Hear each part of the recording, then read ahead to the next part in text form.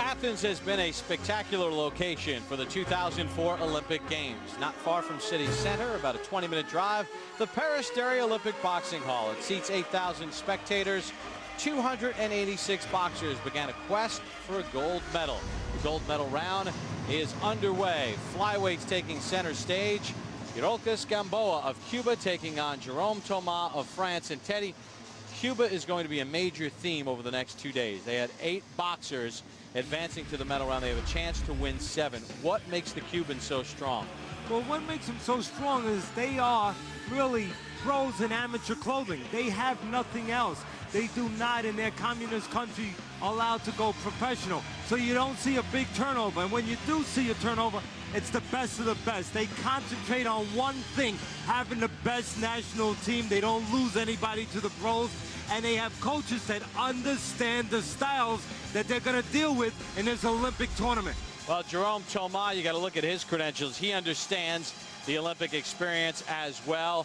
A bronze in Sydney, lost in the quarterfinals of the European Championships, a silver medalist at the World Championships last year. The referee is Ghulam Hussain Patni of Pakistan, as you get a look at 22-year-old Iroquois Gamboa of Cuba. He won the Pan American Games gold medal. Jerome Thomas of France is 25 years of age, from the northern part of France. His father involved in athletics, a judo coach.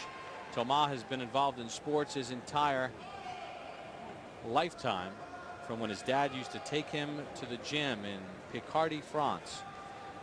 And you see the referee Patni of Pakistan going through the meticulous preparations to make sure that everything is in order before the bout can begin. So Gamboa and Thomas, the quest for the gold begins. You could have made an argument for both of these boxers reaching this gold medal bout at the beginning of the Olympic Games.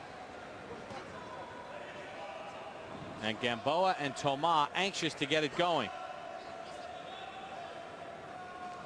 Cuba, a land of 11.3 million. From the size of the island, from square miles, roughly the size of the state of Ohio. And from that small country, they've produced 8 boxing medals here in Athens. A counter right hand and Thomas off balance. Slipped down to the canvas. And Thomas, a fighter that uses his brain muscle as much as anything else in his body. Even though that's not counted a knockdown, he got caught coming in. That's all he needed to know. Expect to see him box from now on. You don't have to tell Thomas something twice that he did wrong once. Cuba last won a gold medal in this weight class in 1996. Micro Romero won gold. The only gold for Cuba in the flyweight division. They have 2 silver and a bronze in this weight class. Thomas, not as much physical natural ability as the Cuban Gamboa, but he makes up for it by adjusting and adapting to what he needs to. He reads the roadmap of that canvas very well. Right now he sees Gamboa a little quicker than him. What he's trying to do is time him. Timing can take away and negate quickness. He's also trying to force him into a position. You saw it right there. And time Gamboa when he stops to punch. Will the natural ability of Gamboa carry him? Or will the ability of Thomas, being able to use technique, carry him? Thomas within 1 now. Thomas trying to force the Cuban to stop. Watch him. Trying to force him. He was a little bit too quick that time and a little bit out of control. He wants to force the Cuban to stop the punch and then beat him to the mark. Gamboa with the slight edge here in the first round. He is in red, representing Cuba. Jerome Thomas of France in the blue. There's the bell to end the first round. Jerome Thomas, the bronze medalist in this weight class from Sydney, trails by 1. Well, there's some key amateur rules that you need to know when you watch Olympic boxing. 4 2-minute rounds, 5 judges. Computerized scoring, more on that in just a second. Bout ends if a boxer trails by 20 points at any point in the first 3 rounds. 3 counts in a round, that's 3 8 counts. They'll stop the bout. What about electronic scoring? White portion of the glove, blow delivered to the front portion of the torso and head counts. No added point for a power shot or knockdown. At least 3 of the 5 judges must record the blow within 1 second for it to count. Here is the big question now. The target area. Much debate. We know about the white portion of the glove.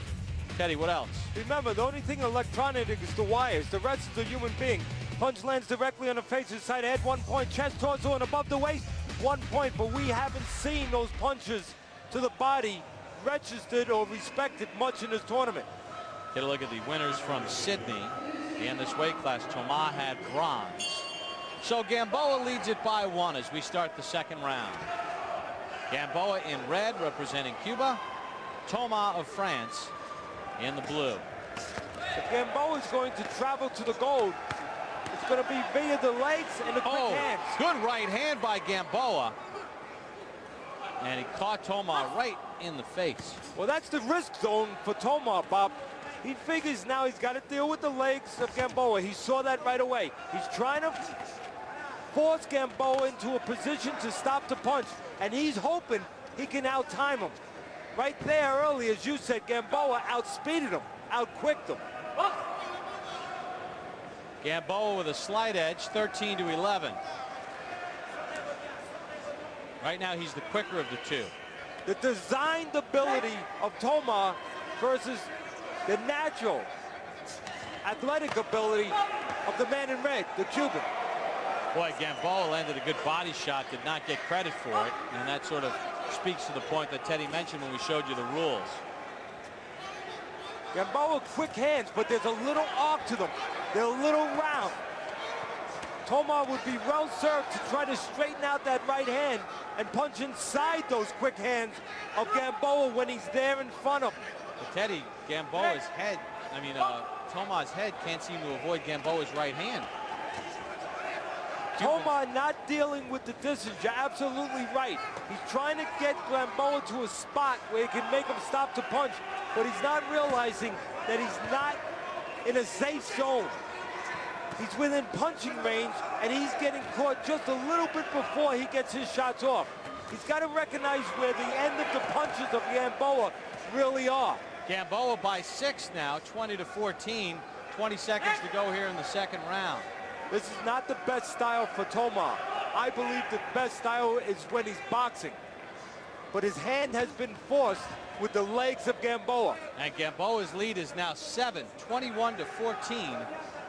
With just seconds to go in the second. Very good round for the Cuban.